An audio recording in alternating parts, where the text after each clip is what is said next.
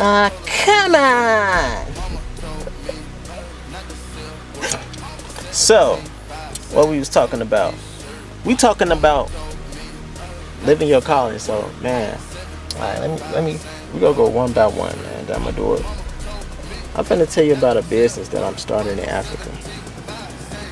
I have a business partner in Africa, right? A country in Africa. I'm now able to plant seed in Africa. The US dollar goes a lot further in many African countries, most of them.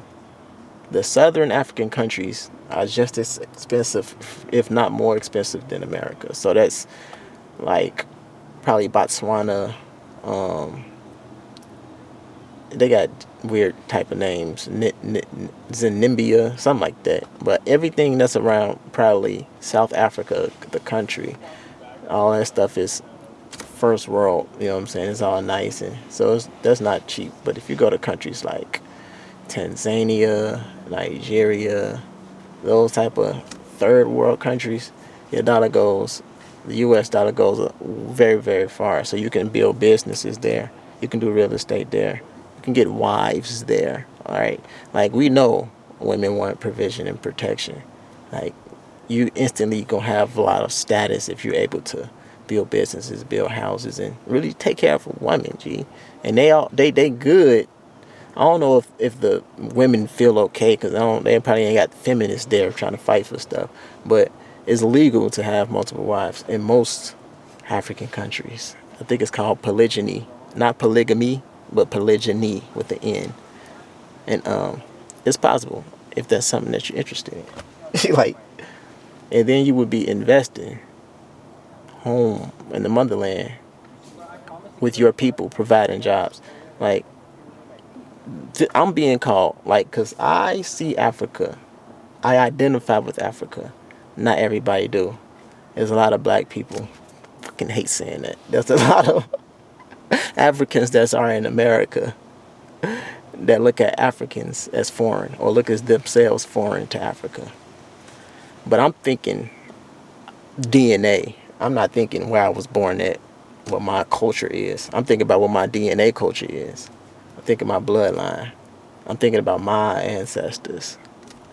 Further down the line than just my granddad or my great grandma. You know what I'm saying? I'm thinking about DNA. So for me, it's cool. For you, you probably ain't hit you like that. And that's what I'm talking about. I'm just explaining how I'm being called because it hit me like that, and I did my research. I did my education, man. Like information is out there. And I cared about it, so I looked it up. I looked into it. All right.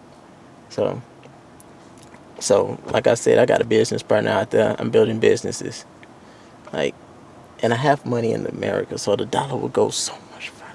Like when I go there and I visit and I get to take everything in, I'm even learning languages. Like I'm telling you, like I'm able to plant my seed, spread my light in a different place, and I feel like I'm called. I think we all call here to spread our light, use our gifts, our talents, and our creativity and our heart, like that heart, that inspiration, that feeling. Whatever is calling you, spread your light there, and it's just how I'm being called. You feel me? So that's what's going on, and that's what's going on with me. But I'm still trying to show you an opportunity, right? Like how you could benefit possibly from this. Your dollar goes further in Africa than it will in America and many other countries. You know what I'm saying? And all you have to do, if you're inspired to do it, because you ain't gonna do this if you're not inspired. I wouldn't have done this if I wasn't inspired to do it. I look for a way in America to make money, but I'm inspired to do this. So maybe you are inspired, but everybody won't be inspired. But I'll give you 3 businesses. That's fairly low cost, because I mean, one business, all right, it's called POS. It's a point of sale businesses. It's basically a credit card machine. You know, when you go to the store, they got the credit card. You put your PIN number. People in many African countries are starting these businesses, and they basically take a percentage every time they make a transaction.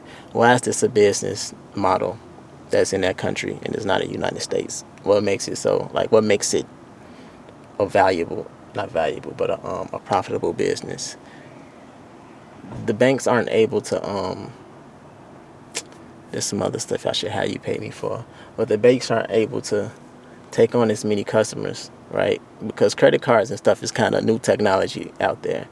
They used to dealing with cash, but now everybody got credit cards and there's not enough places around, so people just buying they POS machines. They call them POS, point of sale machines, and then they get a banner and they do their services. There's different services you can provide. You can provide airtime. Airtime is like putting minutes on the phone. It's like a cell phone service. So you can do transactions. People want to take money out, like regular bank transactions, and there's just different services that you can add on to that business model, and you will get a percentage every time a transaction is made. So that's one business model.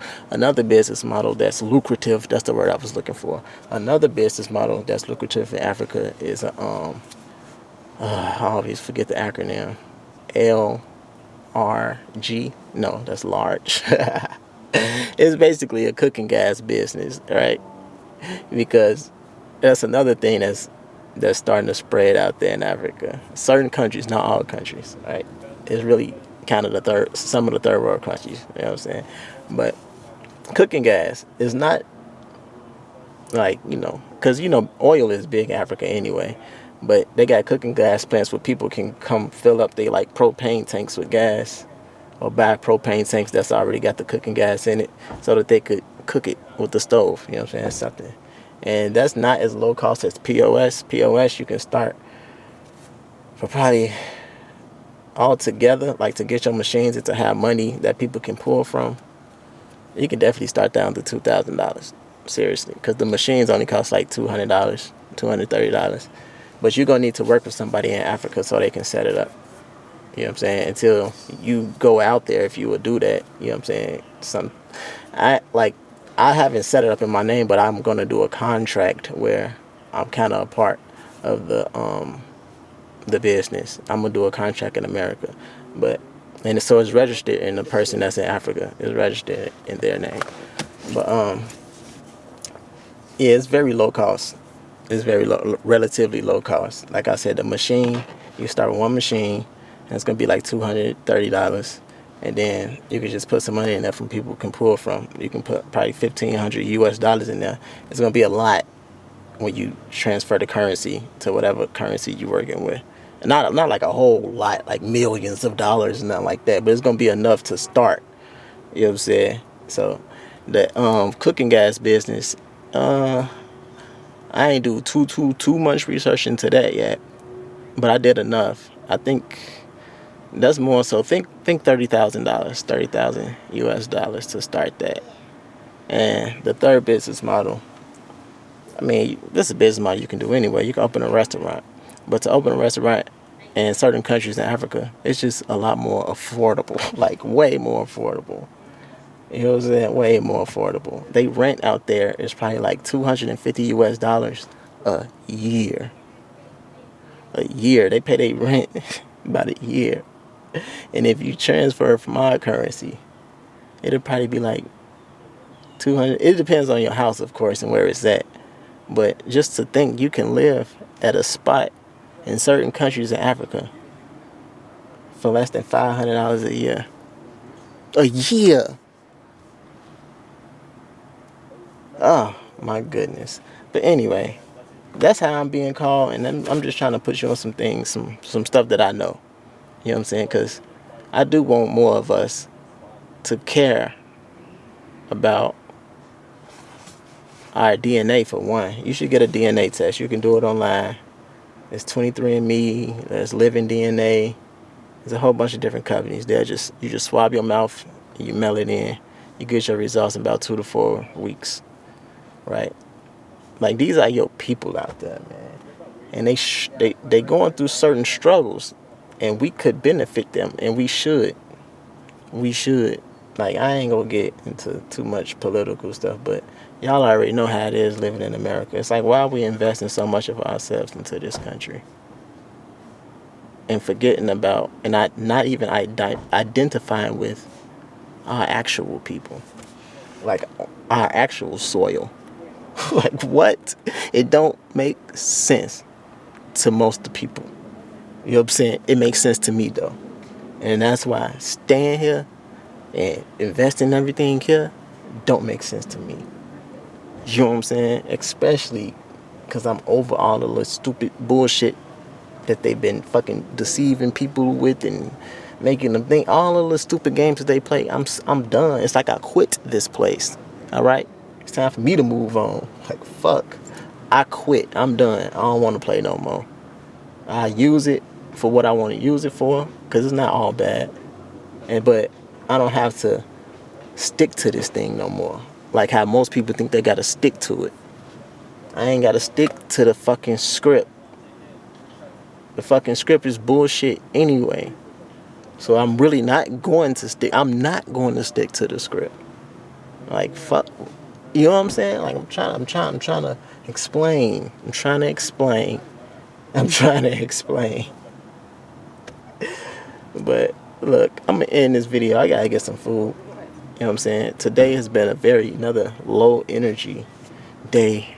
Like it's sunny right now for the most part, but it was raining during the night. Oh my gosh. Energetically, I've been a little bit off, but I'm gonna keep doing this. I'm gonna keep pushing through. For sure. Because I like it.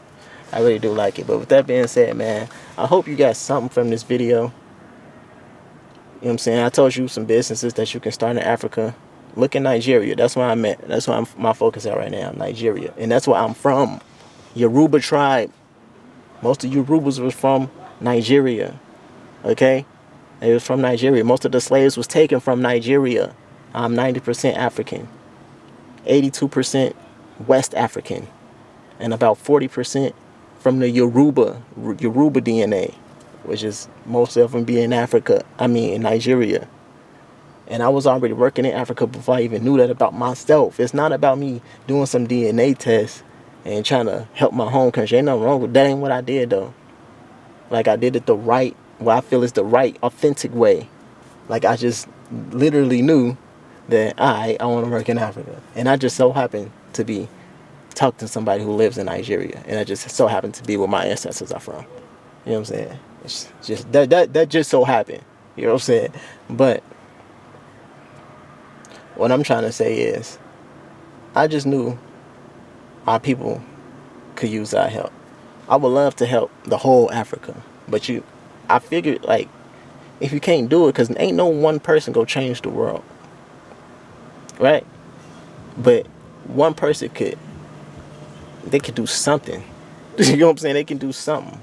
And that's what you should do. It's like you got to start with one. So I start helping one person.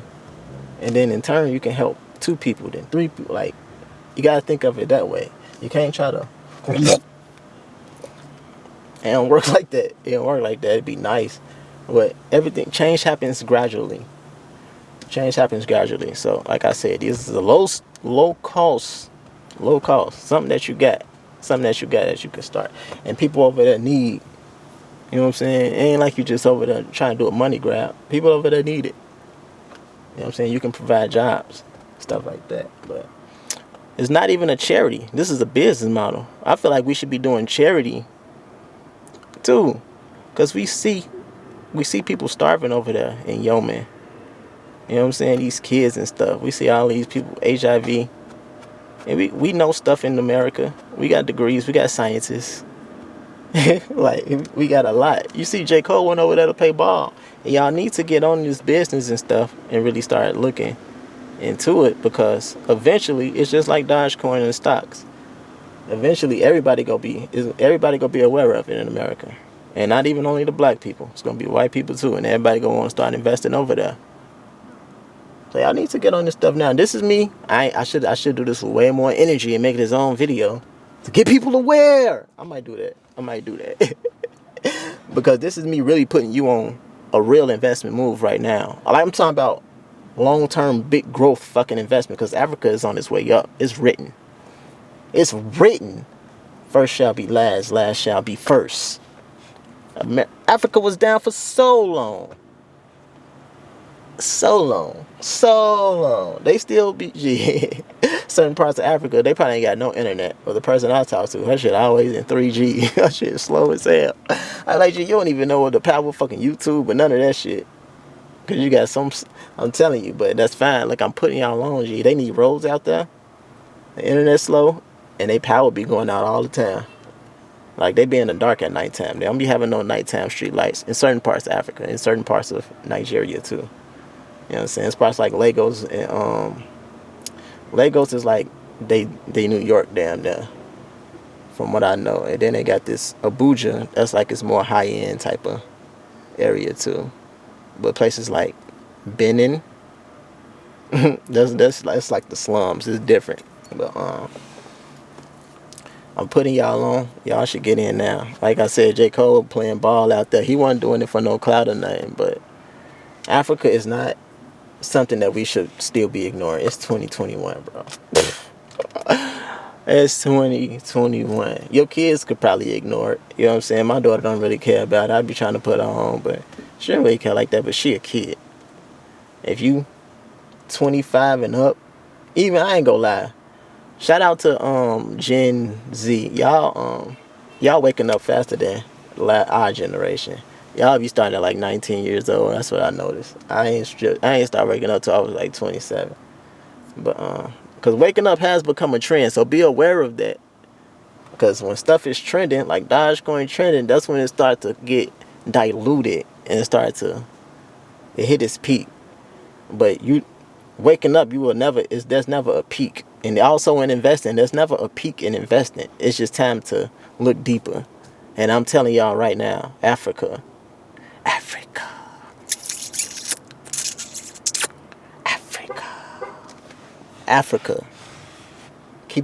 Don't even keep your eye on it. Start investing in it. It don't take a lot of money. Start investing in it. If you need to meet somebody out there, go to Africa, bro.